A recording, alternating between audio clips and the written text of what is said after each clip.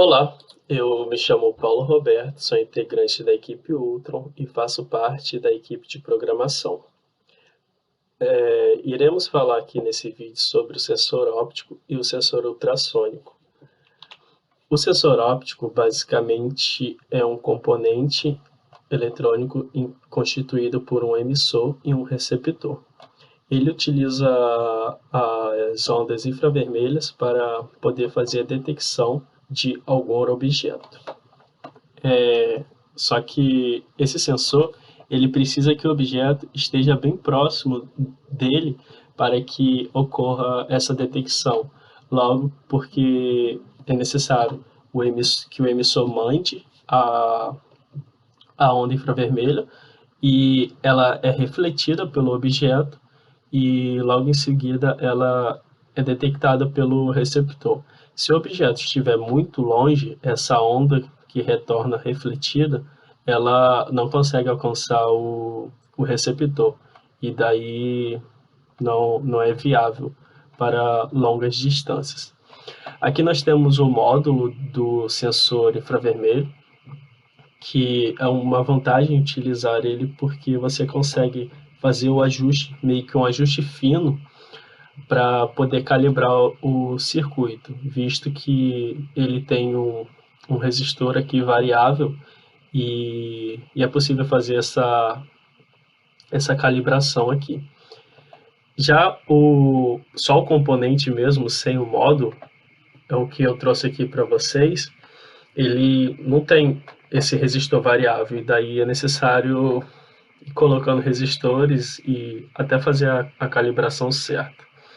Como eu falei, ele não funciona para longas distâncias e só consegue detectar objetos próximos. O outro sensor é o sensor ultrassônico HC-SR04. Esse sensor ele utiliza ondas sonoras para poder fazer a detecção de algum objeto. Basicamente tem o mesmo princípio de funcionamento, só que ele utiliza ondas sonoras. Ele tem um emissor e um receptor. Ele manda a onda sonora pelo emissor, ela é refletida pelo objeto e é detectada pelo receptor. Através do tempo que a onda leva para percorrer esse trajeto, é possível determinar a distância que o objeto se encontra. Esse sensor ele é vantajoso porque consegue detectar objetos com uma precisão bem melhor do que aquele outro e consegue também trabalhar com longas distâncias. Se eu não me engano, acho que consegue alcançar 4 metros de distância entre o emissor e o objeto.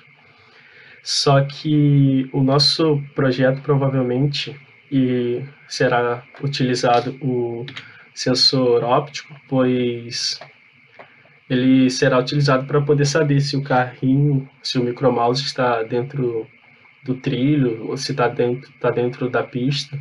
E, enfim, basicamente é isso. Aqui eu fiz a implementação do código do sensor óptico. Nós podemos trabalhar com o sensor em uma porta analógica ou uma porta digital. Isso daí vai depender da nossa necessidade, assim.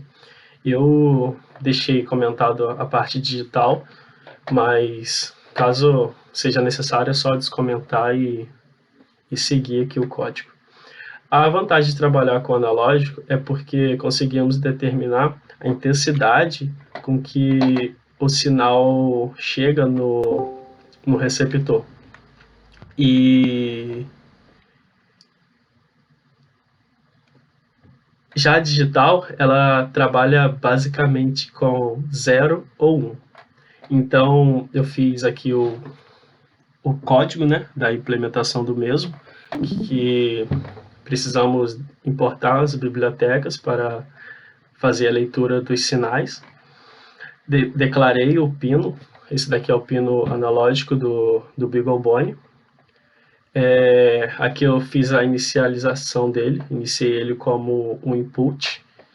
E aqui eu fiz uma função verifica sensor infravermelho. Eu fiz aqui a parte do analógico, que iremos ler uma porta analógica, iremos guardar na variável intensidade sensor.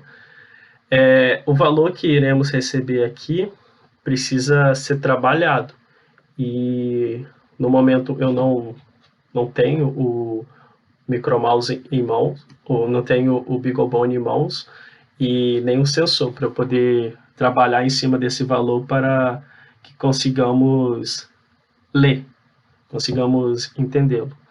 Já a parte digital, que seríamos se declarássemos uma variável digital, é basicamente uma variável aqui ele vai estar recebendo, vai estar fazendo a leitura e vai receber o 0 ou 1, o que irá receber 1 se tiver um obstáculo, ou 0 caso contrário.